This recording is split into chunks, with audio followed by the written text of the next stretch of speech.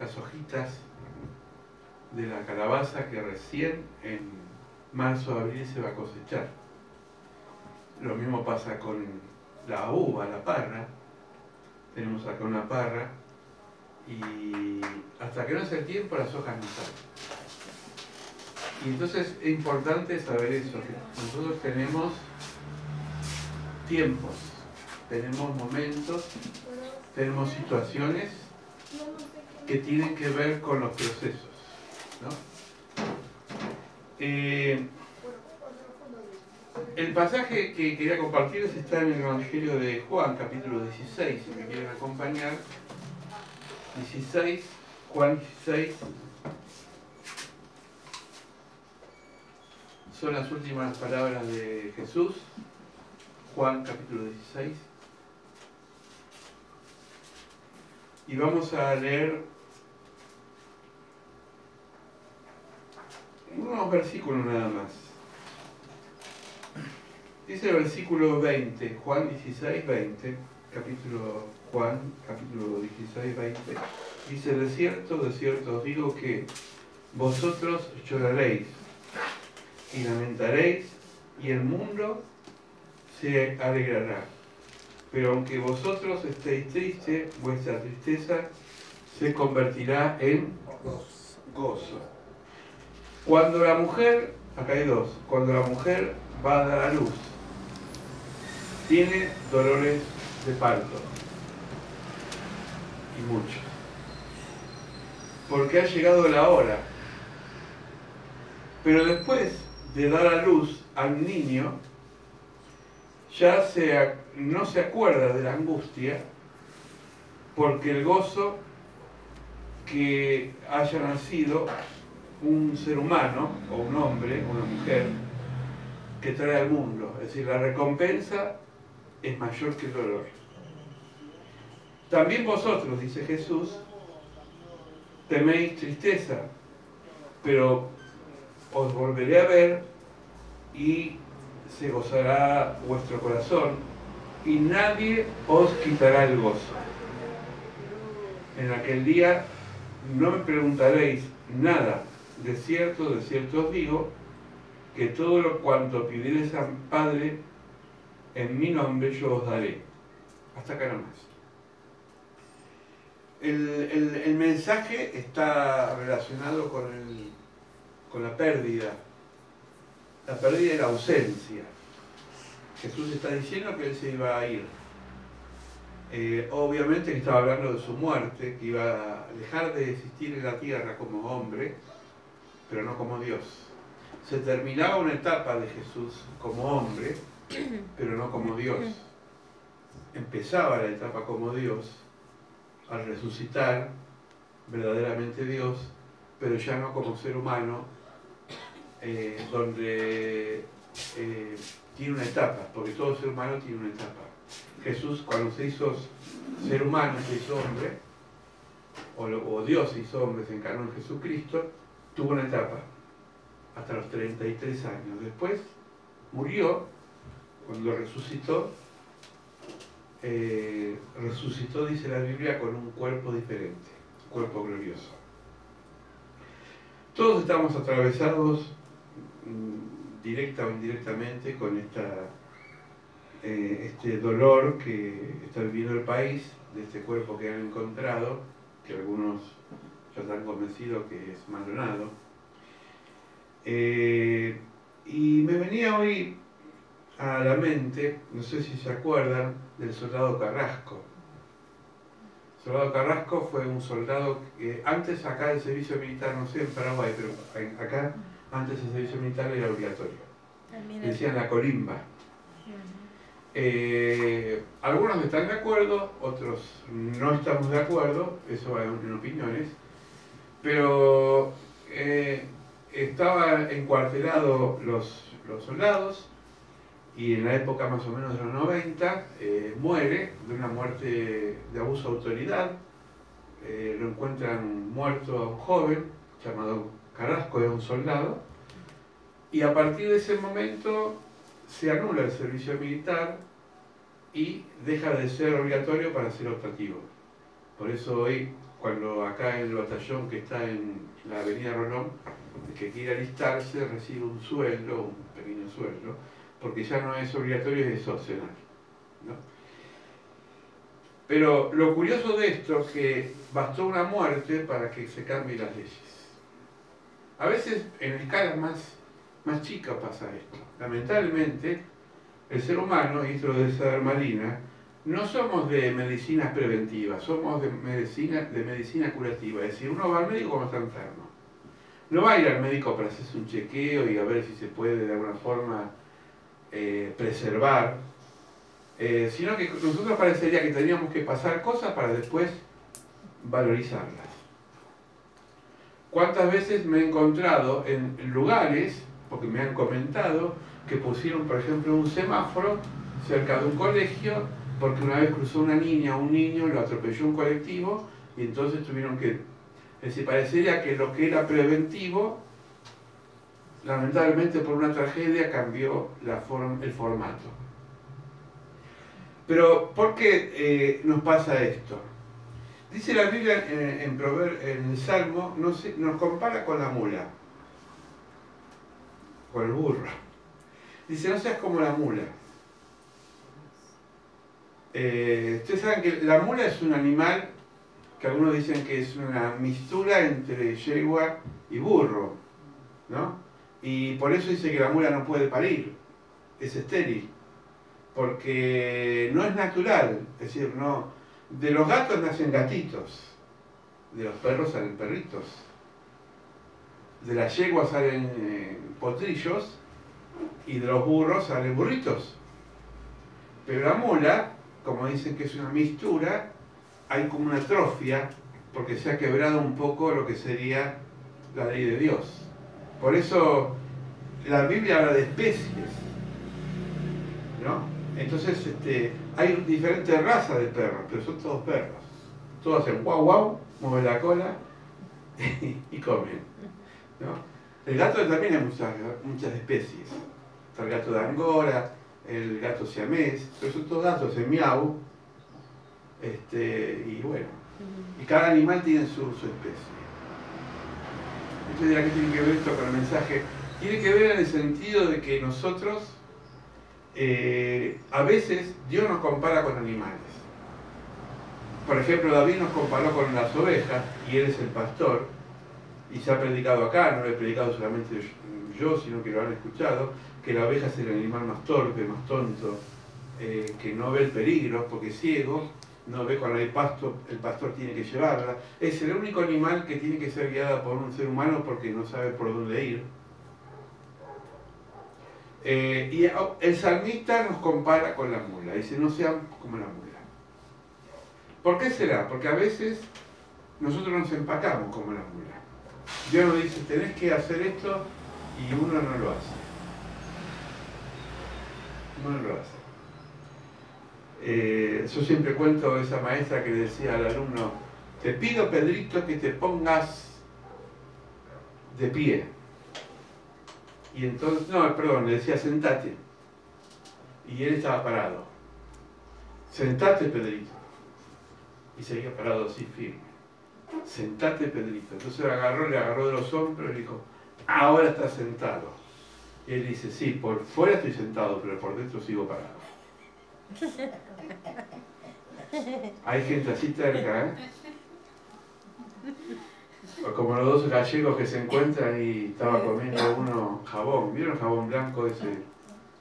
Jabón de la ropa. Que yo lo recomiendo, a mí me hace mejor al cuerpo que el jabón común.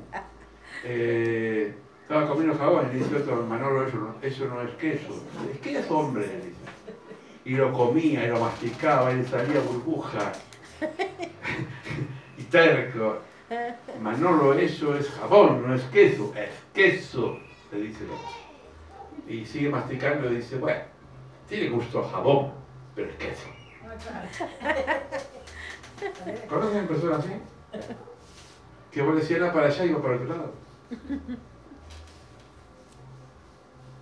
Somos rebeldes. Y Dios tiene paciencia, pero la paciencia de Dios también es limitada. Dijo Dios muchas veces en la Biblia, dice, ¿hasta cuándo voy a estar con ustedes? ¿Hasta cuándo? Si Dios se cansa, parece también, ¿no? Y a veces tiene que llevarnos a situaciones de dolor para madurar. Solamente el dolor hace que madure la persona. A veces hay personas de 30 años, pero son chicos.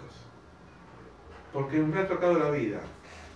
Porque por ahí han sido criados en cuna de oro, no saben lo que es trabajar o estudiar, o no saben lo que es el esfuerzo. Porque lo peor que puede hacer un papá, y esto va también para las futuras mamás, es consentir a un hijo. No hacerlo, hacer las cosas que tienen que hacer. Y esto se sufre, porque después el hijo va creciendo, porque uno no puede impedir que crezca. Yo por más que digo me detengo a los 28 años, sí, no tengo 28 años. Entonces no puedo detener la vida. Pero a veces podemos detener la evolución del crecimiento. Y Dios permite a veces el dolor para el crecimiento. En Hechos de los Apóstoles dice que cuando la iglesia era perseguida, más crecía la iglesia. Cuando vino la persecución, estaban todos en Jerusalén. ¿Qué pasó en Jerusalén? Etapa 1, capítulo 2 del libro de los Hechos de los Apóstoles. Vino el Espíritu Santo. Dice que estaban todos contentos, se reunían en las casas, en el templo, compartían los bienes en común, no había tuyo ni mío, sino que era todo de todos. Pero estaban como un pueblito feliz, alegre, contento y lindo. Y Jesús le había dicho a los discípulos, ir y predicar mi mensaje, no en Jerusalén, a todo el mundo. Primero en Jerusalén, después en Samaria, hasta los confines de la tierra. ¿Qué hizo Dios? Dios permitió que la iglesia sea perseguida. Dice en el libro de los Hechos de los Apóstoles, los que fueron perseguidos se esparcieron y se fueron a Samaria y se fueron a otras regiones. Quiere decir que a veces tiene que haber algo doloroso para que uno cumpla los proyectos de Dios. Yo digo, tenía que haber muerto un soldado para que se anule una ley del servicio militar. ¿Qué va a pasar después de esto? Este joven que encontraron en el río del sur del país. ¿Cuántas veces tenemos que darnos cuenta cuando nosotros no cuidamos a los seres queridos? Dijo Caín, yo no soy responsable de mi hermano, le dijo a Dios. Porque se acuerdan que Dios le dijo, ¿dónde está tu hermano? A ver, qué sé yo, que se arregle él. Eso se llama indiferencia. Eso se llama individualismo. Eso se llama yo soy yo, el otro que se arregle. La falta de corresponsabilidad produce lo que sería el no cuidar al prójimo. A veces como institución, a veces como gobierno, a veces como iglesia, a veces como familia. ¿Se imagina una mamá que le diga, tiene 4 hijos, dice, se fue uno? Ah, pues me quedan 3. No, la mamá no va a decir eso. Se fue uno, voy a buscarlo a ese uno. O el papá. Si nadie se conforma porque tiene una cantidad de hijos y porque se le va uno. Por eso es importante entender que Jesús pone el ejemplo clarísimo de una mujer. Una mujer cuando va a dar a luz, y agarrate Catalina, pero es así. Hay dolor. Pero no hay que tener miedo, el dolor es parte de... Pero ella se agarra la pancita. Pero vas a ver cuando tiene al crío en brazo que salió y tiene ese cordón colgando y está lleno de sangre y es una cosita ahí rara que uno sabe si es una alpargata arrugada o una pasa de uva, porque tiene todo así. Después lo ves lindo, pero al principio, viste, es una cosa que salió, peludo, algunos salen muy peludos. Dice que cuando yo nací la cigüeña vino 2 veces. Una para traerme y la segunda para pedir disculpas. Era muy feo. O como aquel que lo velaron la espalda, que era tan feo que cuando murió lo velaron la espalda. Bueno, chiste aparte. Es decir, el dolor que produce el parto no se compara, lo dice Jesús, con la alegría de tener en brazos la nueva vida. Lo que somos padres hemos pasado, que cuando las madres paren dicen no quiero saber más nada. Y sí, porque en ese momento no pensaba nada ni con nadie. Bueno, lo hablé en ese momento de los futuros que van a venir, porque ya no sé cómo hice para parir de este, ¿no? Y nosotros no podemos hablar los varones, somos dos acá. No podemos hablar porque yo no sé si aguantaría un palto. Me desmayo. Porque es muy fuerte. Dicen en ese momento los psicólogos que la mujer le tiene la gana de darle la trompada al marido para decir, mira, por tu culpa, mira cómo sufro. Porque es impotencia. No lo hagan ustedes, ¿eh? Bendigan a su esposo. No digan, te vete, por tu culpa. No es así. Pero el dolor siempre es un proceso de maduración. La Biblia siempre está, tiene este tipo de contraluz. Una vez decía uno que para que brille la luz tiene que haber tinieblas. Para que haya luz tiene que haber oscuridad. Para que haya momentos de gozo tienen que haber momentos de dolor. ¿Cuándo uno disfruta el aire? Cuando vos te tirás a la pileta y no sabes cómo salir. Y te ahogás. ¿Nunca te pasó que te faltaba el aire o te estabas bañando o te agarró un espasmo? O no sé, a mí me pasó varias veces. Este invierno fue muy duro. La falta de oxígeno por no respirar. Cuando me curé, valoricé el aire. Ahora es normal respirar, pero ¿cuánto uno valoriza cuando respira después de haberse sentido que estaba ahogado? ¿Cuántas veces uno valoriza el caminar cuando estuvo postrado en la cama porque tuvo un accidente? ¿Por qué uno se da cuenta que tiene un miembro en el cuerpo cuando le duele? Yo tengo 10 dedos pero uno se acuerda que hay un dedo chiquitito que se llama meñique. Claro, como está ahí abajo, que está todo solito, yo miro todos estos dedos de acá, qué lindo, qué sé yo, pero el pobre también existe. Cortátelo a ver si después va a andar riéndote. No, porque es parte del miembro de tu cuerpo. Pero parece que la muela nos avisa que existe cuando nos duele. Pero mientras tanto no nos cuidamos. Yo en primer lugar, acá siempre la pastora me dice, ¿cuándo me voy al dentista? Porque uno siempre espera que, sobre todo dicen los varones, que esperamos que nos caigamos todos a pedazos, ¿no? Cuando ya no nos damos más, vamos al médico. Ya no tenés ni orejas, pero señor, doctor, haga algo. Por eso, el cuidarnos implica también ser responsables. Pero como somos olvidadizos, porque nos olvidamos, Dios a veces nos hace recordar por el dolor. Pero nunca el dolor que produce Dios es de castigo, sino que es de advertencia. ¿Se entiende? No es de castigo, sino de advertencia.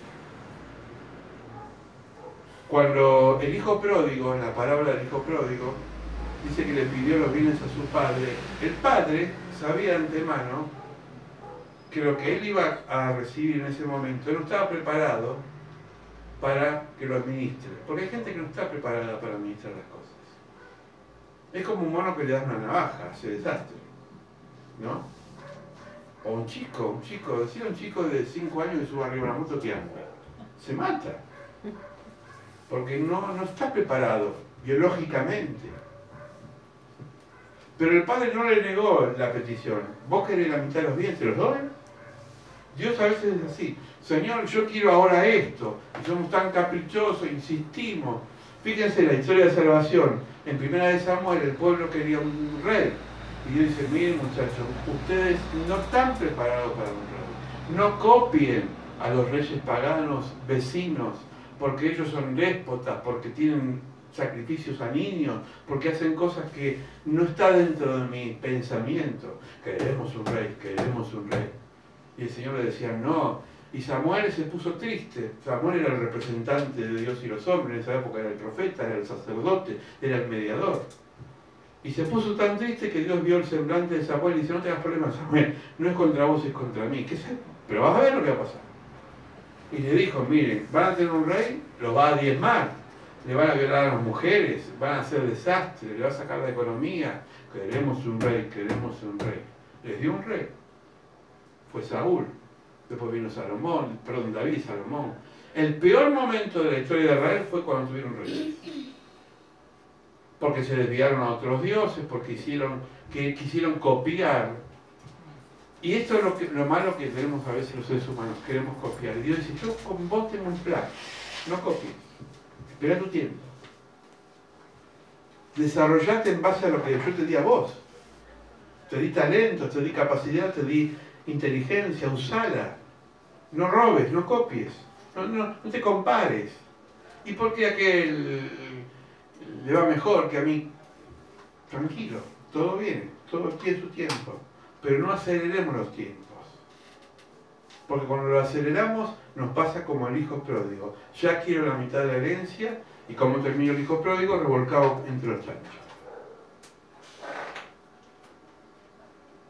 Pero ahí hay dos enseñanzas. El hijo mayor también tuvo una enseñanza. Porque teniendo la posibilidad de pedirle a Dios lo que tenía al padre, no lo usaba.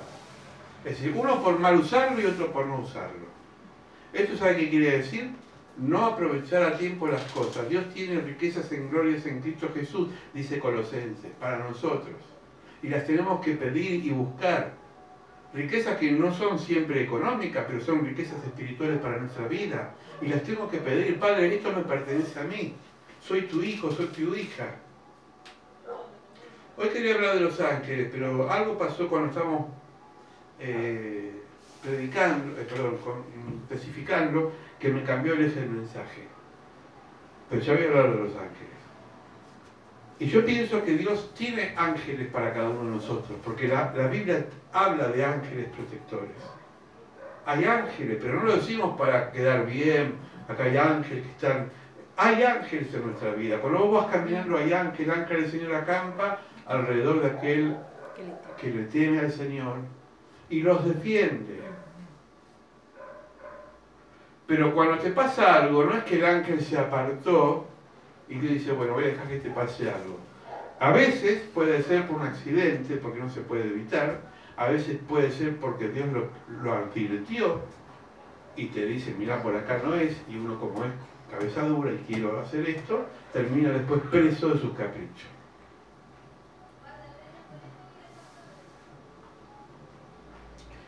¿Se acuerdan? ¿Quién se acuerda? Excepto mi esposa que la escuchó muchas veces. ¿Quién se acuerda de la experiencia del bote mía? ¿La escucharon? ¿La del bote inflable? ¿Vos te acordás? Bueno, la voy a comentar un poquitito, pero algo que no me olvido más. Cuando mis hijos eran chicos, les compré un bote inflable y nos fuimos acá al río de San Isidro. Aunque es el río, pero se llama marea baja. La marea baja es cuando la playa vos caminás cuadras y es toda arena, el agua está lejos. Marea alta es cuando golpea contra el murallón.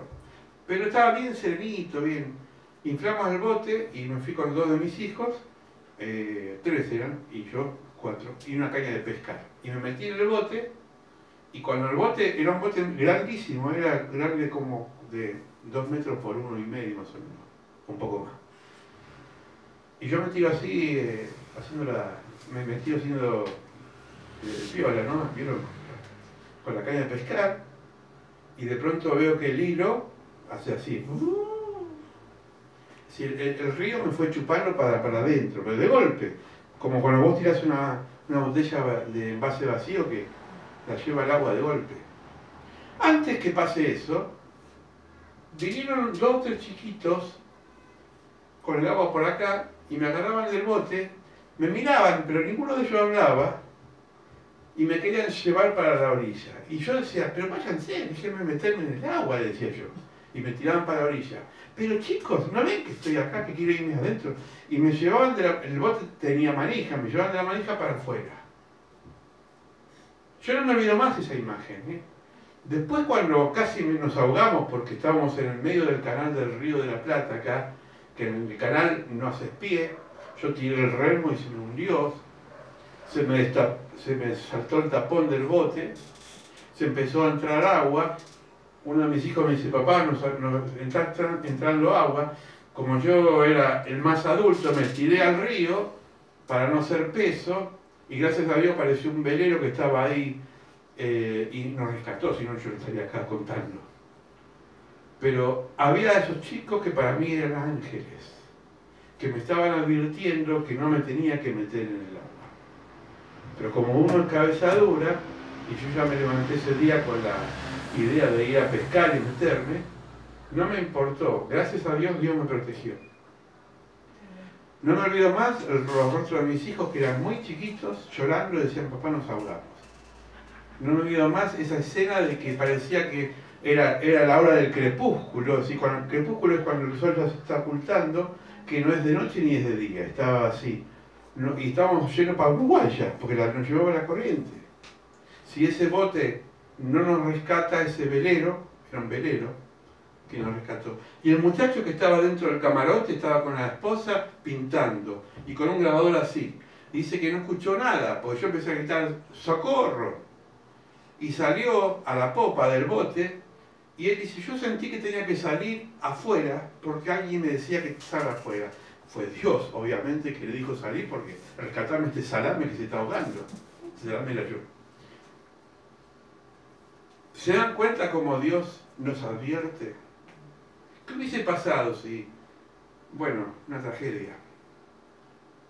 A veces hay tragedias que pasan por circunstancias que no lo podemos entender. Yo siempre digo, la oración es eficaz, pero también la oración es un misterio.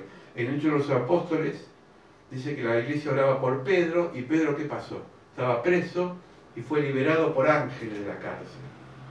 Pero en el mismo capítulo dice que Santiago, hermano del Señor, un apóstol, fue decapitado por el rey Herodes.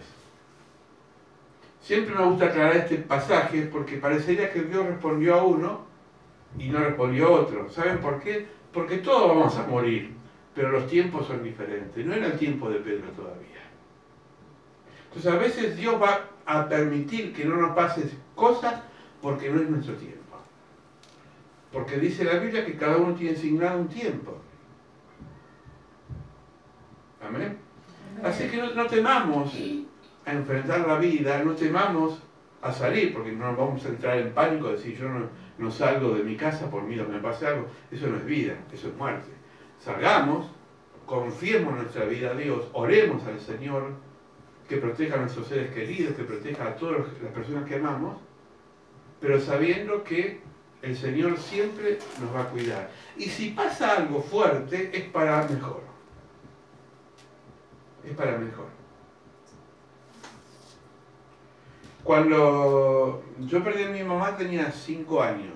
Así que yo no me acuerdo cómo era mi mamá, pero yo tenía 5 años. Mi papá era, de ahí yo creo que aprendí, era una persona que le gustaba contar historias, cuentos. Historias verdaderas y algunos cuentos tipo parábola. Él decía que nunca quería Dios, pero me enseñó mucho de Dios. Cosa rara, ¿no? Y me llevó al cementerio a ver a mi mamá y me decía que Dios iba a venir en su gloria a buscar a los vivos y a los muertos. Mi papá que decía que era ateo. Y me hablaba de Adán, me hablaba de Eva, me hablaba de Caín, me hablaba de Noé, me hablaba de... Un hombre que instruido, aunque sea de acá, pero me transmitió la fe. Amén. Y por medio de esa desgracia, de la pérdida de mi mamá, porque mi mamá fallece por una mala praxis, se equivocan y operan mal y muere, joven, no llegó a los 42 o 3 años. Mi papá es como que le hubiesen amputado una pierna, es decir, se le cortó su compañera de años de su vida. Nunca más se casó. Nosotros le hinchamos para que se case, pero no quiso dar nada. Y me acuerdo que ese dolor él lo capitalizó para ser padre y madre de los 3 hijos, mis 2 hermanas y yo. Y cuando venía de trabajar, nos reunía, no había ni celular ni televisión, así que teníamos mucho tiempo para hablar. Había un solo canal, Canal 7 creo. Pero nos transmitía valores de la vida, historias. Yo me sacaba 10 en historia porque sabía de historia, porque me encantaba de historia, no porque yo estudiaba historia. Él me hablaba de Roma, me hablaba de Francia, me hablaba de la Revolución Francesa. Una persona instruida y tenía 3er grado. 3er grado tenía. Pero ese dolor, esa pérdida de su compañera, de mi mamá, no maldijo, no se amargó, no perdió la esperanza, sino que supo luchar por sus 3 hijos. Yo creo que está con Dios. En su última etapa él tuvo un acercamiento a Dios. Pero eso es un misterio. Pero yo no digo que tenía que haber pasado esa tragedia de la pérdida de mi mamá para que yo tenga más cerca a mi papá. Pero son cosas que a veces pasan y no sabemos por qué pasan. El dolor siempre se transforma en gozo cuando el gozo está bien capitalizado para Dios. Entiéndalo. Es parte de la vida. Parte de la vida. Hay una pastora que le invité, un día vendrá a predicar, que anda en silla de ruedas. Y en su iglesia había muchos milagros de sanidad, pero Dios a ella no la sanó. Misterio. Habrá dicho muchas veces en su dolor, Señor, ¿por qué se sanó fulano y no me saní yo? Misterio. Y seguramente que lo que le falta en sus miembros lo tienen otras cosas, porque Dios te capacita y desarrollas otras cosas cuando perdes algo, ¿no? Dicen que los ciegos perciben más. Yo conocí en Córdoba una mujer, una hermana de la fe, que era ciega. Fui con un grupo de hermanos de una iglesia a visitarla, era diaconisa, y no veía. Me agarraba la mano y decía, te veo triste, te siento triste, me decía. Y por ahí pegaba, tenía una percepción. Yo, qué bobo, yo tengo los 2 ojos y no me doy cuenta de lo que pasa alrededor, y ella percibía. Porque había desarrollado los otros sentidos. Podía oír mejor, podía percibir mejor. Pero nunca vino esta hermana a raíz de amargura, porque era ciega. El dolor se transforma en gozo cuando el gozo tiene un propósito, cuando hay una esperanza. Yo quisiera hablar para prepararnos porque la vida también es una sorpresa. Uno quisiera tener siempre momentos de tranquilidad, pero a veces no ocurre eso. A veces vienen esos golpes fuertes que nos sacuden. Por eso decía al principio, hay dolores que son naturales, como la mujer que va a parir. Hay dolores que son causales, que Dios los causa. Hay dolores que son circunstanciales, que es un misterio de la vida. Pero el dolor siempre se transforma en gozo cuando hay esperanza. Y la esperanza nunca la podemos perder, ni la debemos perder. Por eso dice Pablo, hago lo que hago, lo hago para el Señor. Así vivamos, así muramos, así sufrimos, del Señor somos. Amén. Somos del Señor. Somos del Señor. Padre, que podamos meditar esta palabra. Ninguno con sus justos cabales quiere doler, quiere sufrir. No queremos sufrir. Pero somos realistas y conscientes, sabemos que la vida tiene momentos de sufrimiento. Momentos que no teníamos esperados, sorpresas y cosas fuertes para nosotros. Pero creemos, Señor, que tú nos vas a sostener en esos momentos difíciles. Amén. Así como decías tu palabra, si el grano de trigo no cae, no muere, no da frutos. La vida se transforma en esperanza y en frutos cuando pasamos y reventamos ese cascarón que tenemos. Ese cascarón que no nos permite crecer, que no nos permite avanzar, que no nos permite desarrollar nuestros talentos, ministerios, servicios.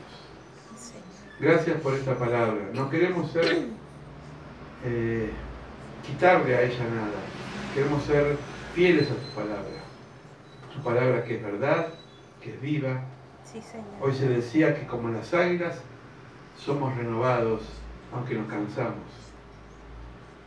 Y en esta línea de pensamiento Pablo decía, aunque nuestro hombre exterior se desgaste, nuestro hombre interior se renueva día a día. Amén. Por eso, Señor, te bendecimos Te bendecimos por esa pedagogía del dolor que tú sabes aplicar a tus hijos. Te bendecimos porque muchas veces transformamos esa molestia en una perla preciosa. Sí, Señor. Gracias, Señor, por este momento. En el nombre de Jesús, ahora tu sierva va a ministrar la palabra, la oración, y yo sé que es una oración de liberación para aquellos que la necesitan. En el nombre de Jesús. Amén.